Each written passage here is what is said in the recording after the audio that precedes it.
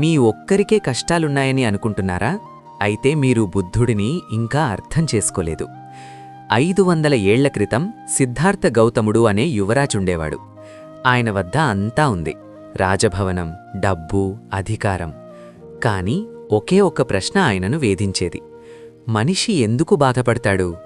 ముసలితనం, జబ్బులు మరియు మరణాన్ని చూసినప్పుడు ఆయన చలించిపోయాడు. ఆ రాత్రే రాజ్యాన్ని వదిలి సత్యం కోసం బయలుదేరారు.